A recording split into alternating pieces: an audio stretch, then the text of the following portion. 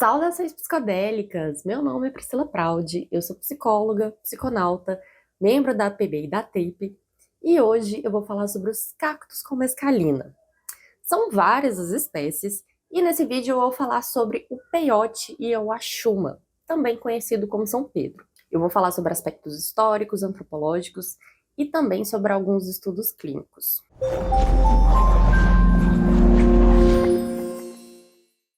Pera! Antes de começar esse vídeo, eu preciso contar para vocês que a APB tem um curso super completo abordando aspectos clínicos e políticos do uso de psicodélicos, o Mente Manifesta. As aulas são dadas por professores de peso e você pode conferir a ementa e o corpo docente no link que vai estar na descrição desse vídeo.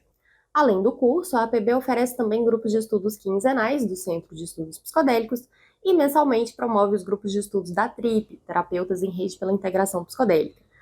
Ambos espaços super ricos de aprendizagem e troca. Mais informações também vão estar aqui na descrição desse vídeo. Então, vamos começar falando sobre o axuma. O axuma é o nome indígena do cacto, utilizado há milênios pelas culturas Chavin, Moche e Incas.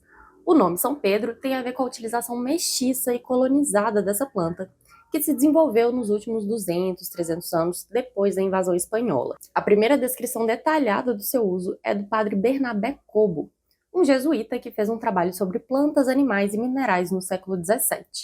No entanto, em uma caverna no norte do Peru, foram encontrados vestígios de uso ritualístico de Uaxuma, datados de 6.200 a 6.800 anos atrás, e vasos de cerâmica das culturas Cupiznique e Chavin, retratando o Echinopsis pachanoi, há pelo menos 2.500 anos. Outra evidência arqueológica do uso cerimonial desses cactos são as representações de sacerdotes com o cacto na mão, de uma das primeiras civilizações peruanas no centro cerimonial de Chavin de Huantá. Antes da colonização, essas cerimônias eram realizadas em torno da divindade Viracocha, o deus supremo da mitologia andina, aquele que surgiu do vazio primordial ou do lago Titicaca, e criou o céu, a terra, o sol, a lua e as estrelas. Foi Viracocha que moldou os primeiros humanos em pedra e depois lhes deu vida. No provérbio quechua, Viracocha é o sopro que move o universo, o princípio e o fim. Esse nome, São Pedro, surge justamente nessa época do início das missões jesuítas. São Pedro é considerado o guardião das portas do céu nas religiões cristãs. E da mesma forma, o cacto São Pedro é considerado uma chave para abrir as portas dos reinos espirituais, permitindo que os curandeiros diagnostiquem doenças e se comuniquem com o divino. Curioso que o Aldous Huxley dá nome ao seu mais famoso livro de Portas da Percepção, que foi baseado na sua experiência com mescalina. E depois ele segue aprofundando aí suas reflexões sobre essa experiência no livro Céu e Inferno. E ao contrário do que se pode imaginar a princípio, usa-se o nome São Pedro para várias espécies do gênero Echinopsis, que contém o mesmo princípio ativo, a mescalina, mas que são bastante diferentes entre si em tamanho, espessura, tipo de segmentos e espinhos.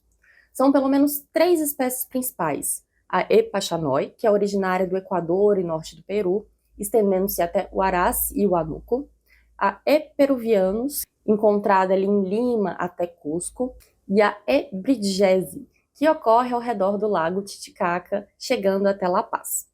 No sul da Bolívia e no norte da Argentina, há mais umas 2 ou 3 espécies que a gente não conhece assim tão bem. Nessas espécies que eu falei, a mescalina aparece sempre mais ou menos na mesma concentração, por volta de 1,2% do peso da planta verde. Uma dose ativa de mescalina é de cerca de 300 miligramas. Então, para se ter um efeito considerável, é necessário processar cerca de 250 gramas da planta em estado cru. Os efeitos de pico da mescalina ocorrem geralmente 2 horas, 2 horas e meia depois da administração, e a experiência em si gira em torno ali de 8 horas a 14 horas. O peiote, conhecido como Lophophora williamsi, é um cacto sem espinhos natural do sudoeste dos Estados Unidos e norte do México, que vem sendo utilizados há séculos pelos povos indígenas dessas regiões devido às suas propriedades espirituais e medicinais. Num sítio arqueológico no Texas, foram encontradas evidências desse uso cerca de 5.800 a 6.000 anos atrás. O uso cerimonial de peiote era generalizado no Império Azteca e no norte do México. E depois da perseguição religiosa, ali na época da invasão espanhola, os nativos foram se isolando mais ao norte. E a partir de 1880, os povos Kiowa e Comanche passaram a realizar um novo tipo de cerimônia de peyote. Os povos indígenas americanos têm usado a mescalina há séculos, não apenas nas cerimônias religiosas, mas há registros também desse uso para tratar doenças físicas, como picada de cobra, queimaduras, feridas, reumatismo, dor de dente e febre. Uma cerimônia muito praticada nos Estados Unidos e também por alguns grupos, como guias Lakota, é a Inipi, uma tenda do suor com peyote. Essa cerimônia é um ritual de purificação praticado pelos povos nativos da América do Norte, principalmente entre as tribos Lakota, Sioux, Cheyenne e outras nações das planícies. Quando essa tenda do suor é combinada com peyote, a cerimônia assume um caráter ainda mais profundo de cura e conexão espiritual. A ideia é que essas experiências sejam um renascimento, mas também são muito direcionadas a um contato com os ancestrais. Em 1920, nos Estados Unidos, foi formalizada a Igreja Nativa Americana, que faz uso de peyote até hoje,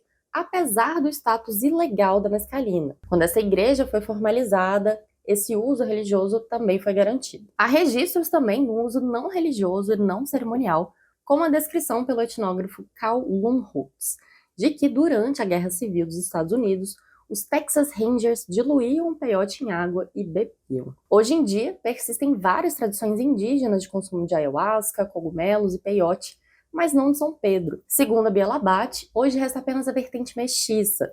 No entanto, o Anthony Heyman, que é entrevistado por ela, e inclusive todos os links aqui das referências bibliográficas que eu usei para fazer esse roteiro estão na descrição do vídeo, inclusive essa entrevista, ele afirma o seguinte, abre aspas, comparado ao consumo da ayahuasca, do paricá, do peyote ou dos cogumelos, o número de pessoas que participam hoje dos rituais com São Pedro é muito maior.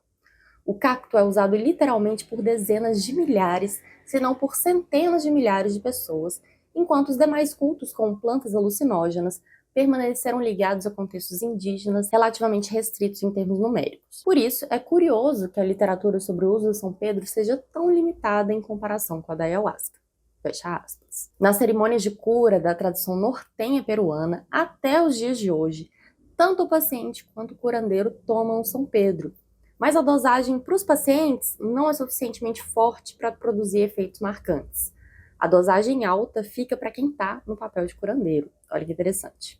Agora, se a gente for falar da mescalina como um alcaloide isolado, ele foi identificado e isolado pela primeira vez a partir do peyote em 1897-98 pelo Dr. Arthur Hefter e sintetizado pela primeira vez por Ernest Path em 1919. Vocês repararam nessas datas? A mescalina, ela foi um dos primeiros psicodélicos que a ciência ocidental buscou estudar.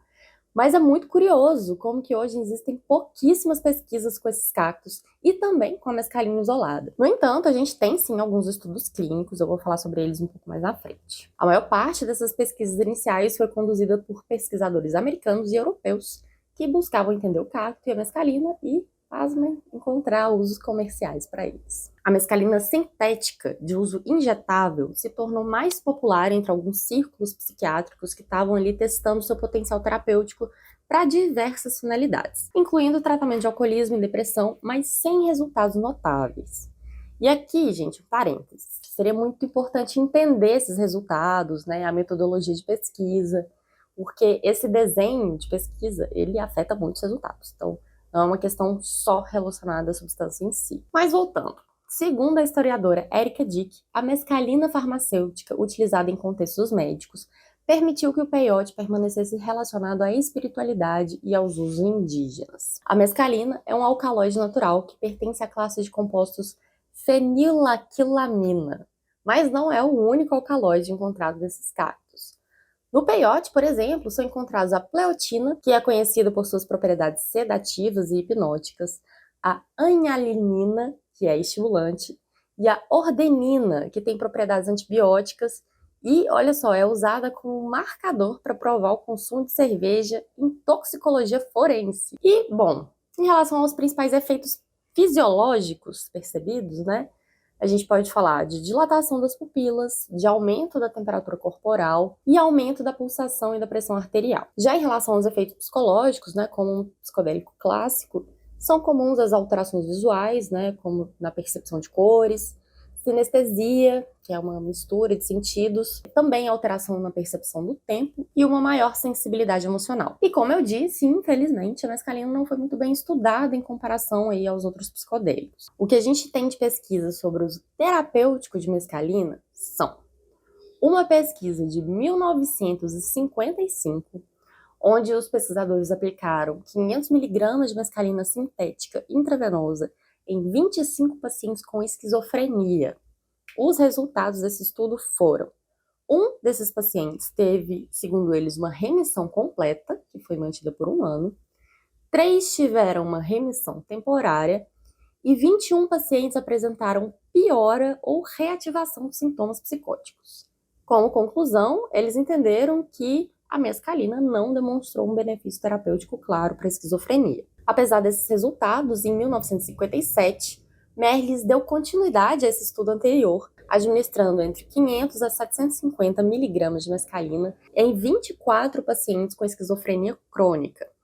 Nesse estudo, um paciente teve melhora suficiente para alta médica, 7 pacientes apresentaram melhora temporária e os demais não tiveram mudanças nos sintomas, ou seja, não teve piora relatada, o que é bem interessante e também pode ser relacionado aí a esse desenho de pesquisa. Mas, novamente, os resultados foram pouco promissores. Um outro estudo aconteceu em 1974 por Albal e Anderson, que avaliaram o uso de mescalina e peiote por indígenas com problemas com alcoolismo, dentro das cerimônias daquela igreja nativa americana que eu comentei mais cedo. Essas cerimônias eram integradas também com terapia cultural e reuniões em grupo. Os participantes relataram que a discussão sobre alcoolismo e a expressão catártica das emoções durante as cerimônias foram extremamente importantes para a melhora. Os participantes também relataram um efeito de abertura e vontade de se comunicar. E aí, depois de um longo período sem pesquisas, em 2005, teve um estudo que comparou 3 grupos de navarros. O primeiro grupo, formado por membros da Igreja Nativa Americana, que usaram peiote 100 vezes ou mais, eram 61 pessoas. Um segundo grupo de ex-alcoolistas abstêmios há pelo menos 2 meses, que eram 36 pessoas. E um terceiro grupo de abstêmios ao longo da vida, que eram 79 pessoas. Os resultados demonstraram que os usuários de peiote e os abstêmios vitalícios apresentaram melhores índices de saúde mental que os ex-alcoolistas. Mas os usuários de peiote tiveram melhores pontuações em ansiedade, depressão, controle emocional e bem-estar geral. Como conclusão, os pesquisadores entenderam que o uso cerimonial do peiote estaria associado a uma maior saúde psicológica.